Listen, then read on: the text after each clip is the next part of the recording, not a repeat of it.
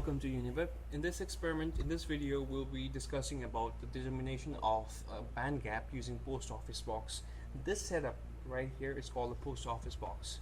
We have a galvanometer, we have a power supply, and in this box, we have in this solution of coconut oil, we kept thermoistor. Now, thermoistor is a type of a resistance that that alters its resistance with temperature. That means increasing temperature will cause decrease in resistance and vice versa.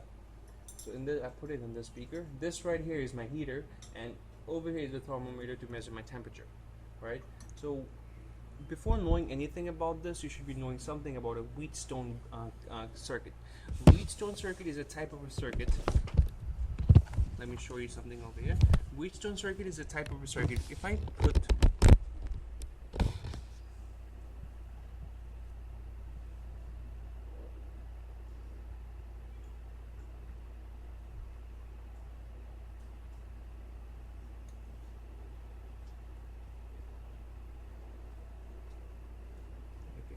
this is a rough diagram of Wheatstone circuit. I'm really not good at drawing. So P, Q, R, S. If the galvanometer reading tends to 0, if the galvanometer reading is 0, Wheatstone circuit shows that P by Q is equals to S by R. P by Q will be equals to S by R. The ratio of the resistance at this side should be equal to the resistance of ratio of the resistance at this side if and if only the galvanometer reading is 0. Alright, now let's get back to my setup. In this setup, these two knots, as you can see it over here, these two knots are P, this is P and this is Q. So in order for my convenience, what I'm going to do, I'm going to place both of these knots at 100. Alright, now these four will help me regulate the value of R in such a way that the galvanometer reading is 0. Remember, Wheatstone circuit always works when the galvanometer reading is 0. My temperature increases. I'm going to open my heater. Okay, I've opened my heater, so the temperature will increase, and what you have to do is you're going to have to measure the temperature in a decreasing order. So first, let it heat. Let this device heat till 90 degrees Celsius and then decrease it down. Take reading for 85, 80, in such a way. Take it up to 6 or 7 data, which will be easy for you to plot the graph. Now, my reading is already at 90 degrees Celsius. Before I tuned in for the video, I already heated that thing. Okay, I already heated the solution, and now I'm going to show you how to use the post office box. As you can see, these four will be regulating my galvanometer reading over here. As you can see, the galvanometer reading when I press these two buttons is not exactly 0. That means the Wheatstone bridge circuit is not yet been formed. Now what I'm going to do, I'm going to regulate using these four. That is, if I do it like this,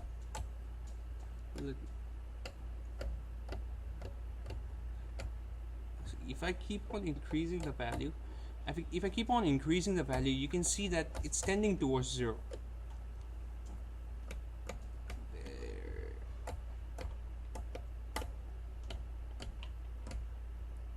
Okay, yes, it's exactly at 0. Now, for this meter reading, as you can see over here, this reading shows 5. My 100,000th reading will be showing 5. My 100 reading is showing 7. My 10 reading is showing me 4. And my 1 reading is showing me 2. So, 5 into 1000 plus 7 into 100 plus 3 into 10 plus 2 into 1. That will give me my total resistance of R. That is 5,732. 5,732 is my value of R for this particular 90 degrees Celsius. Now what I'm going to do, I'm going to wait for this to get to 85, and I'm going to again open the circuit, again measure and do the same thing, because as we know, as the temperature is decreased, the value of resistance of the thermoistor will also decrease. That means now the same equilibrium cannot be formed. So again, do the same thing. Measure different data, and then you'll be plotting a graph. But before the graph, let me show you how you're going to tabulate your table. Okay, let me show you a new table. In this new table, as you can see, we have a temperature reading, and the temperature should be in Kelvin, so that thus goes plus 273. We have to measure 1 by T, and as we know, P and Q in all cases is 100 and 100. The resistance of R, as I measured right now, was 5,732. Yes, 5,732 for 90 degrees Celsius. Now 90 plus 273. That is 273 plus 90 will give me in Kelvin. 3, 7 plus 4, 6, 1, 6, 6 plus 2, 8, 813. 813 Kelvin.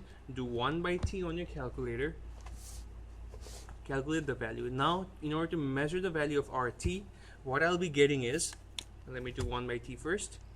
1 by 813. 130 will give me, it's a very big ratio. Let me fix that up.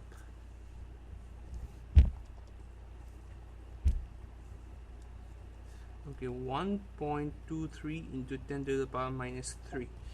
This will be by 1 by T value for this consecutive result. Now, to measure the value of RT, place the value in consecutive places. That is, my P is equals to 100, my Q is equals to 100, and my R is equals to this. That means the value of RT will be equal to the value of R at this condition. Now, measure 2.303 log base 10 times RT. This value comes from the equation itself. We know the equation of EZ, as you can see it over here, is 2K, 2.303 log base E RT by 1 by 10, right? Instead of log E, we have log base 10. We can use any value, it does not really matter. Log base 10, log base E for any different value will be the same in the calculation. Now what I want you to do is, after you take 6 to 7 different values for this table, after filling it up, you're going to have to be drawing a graph again. And in this graph, the x-axis will be 1 by T and the y-axis will be 2.303 log base 10 RT value on y-axis. On doing this, you'll be getting a straight line. And as we know, any straight line will have a gradient, m. So this gradient value, m, can be calculated by y2 minus y1 divided by x2 minus x1. Fix any point inside the graph, measure the, take out the coordinate, and use y2 minus y1 equals to x2 minus x1, right? Sorry, the book kind of failed. Right, okay. Now, after drawing the graph, go back to the equation again. In this equation, what we see is EG is equals to twice K 2.303 log E RT by 1 by T. Okay, let me put it in a very nice way now.